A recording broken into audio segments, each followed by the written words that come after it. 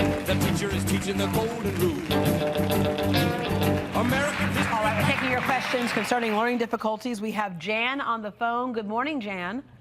Morning. What's your question or comment? I have a son. His name is Austin, and he's going into freshman year next year, and he's reading on a third grade level. We've done everything we can possibly can with him, and he's one of a triplet, and he came down with Enterbacter when he was born. And they were born 3 months early, and I feel like that the school's not really working with him. Yeah, and they say they are. We go to ARD meetings with him. We have ARD meetings twice a year. Right. And for those people who don't know what ARD meetings are, can you explain what that is? Basically, it's a determination of a child's curriculum.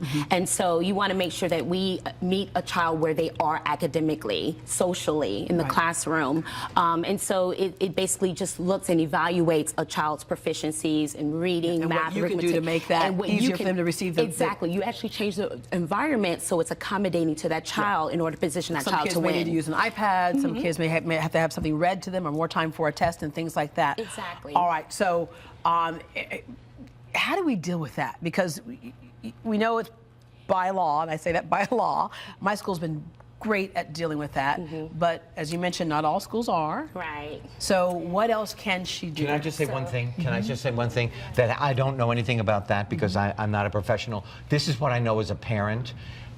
Your job is to 50,000 times a day tell that child how fabulous they are, because a child knows they're not doing well. A child then gets really, really sad, and their self-image drops to the bottom of an ocean. You have to buoy their self-image. That is your job. That's all that's important. You've done all you can. The child is reading the best they can. You know, and we're going to go back to that thing that we said before, and it is you want them to get the best education possible. You want them to receive as much information as possible. But for me, when I let go and I could breathe, and I hope this helps you, Jan, when I finally could breathe is when I decided, you know what, I just have to get him through school. He doesn't have to be a 4.0. He doesn't have to, he needs to get through school, because I know in life there are all kinds of things that he would love to do and he'll be great at.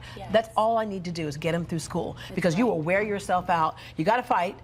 But when that fight looks like you can't win that, you're right. The biggest fight is at home to boost that child's self-esteem. Absolutely. And also, one more thing. You have to be positive, but you also have to teach them self-management. Yes. Because the concern I have is that many people feel so sorry for their kids that they overmanage them. Right. And then the child never learns how to manage themselves. Good point. Yeah. The key was, like I was telling about my daughter, was, okay, we're going on vacation. What do you need to bring? Not telling her what to bring, getting her to write a list, practicing and making all her these pack things it. about life in your house. And that's the key, because that really improves self-esteem when they're competent and capable. See, I think I overdid it, because my son truly, if somebody does not have ADHD and dyslexia, he thinks, oh, they're not very smart. They're not very creative. I'm much more creative than them. All right, we're going to take a break. When we come back, Lisa, we're going to take your phone call. We have some other questions from the live studio audience. We'll be right back.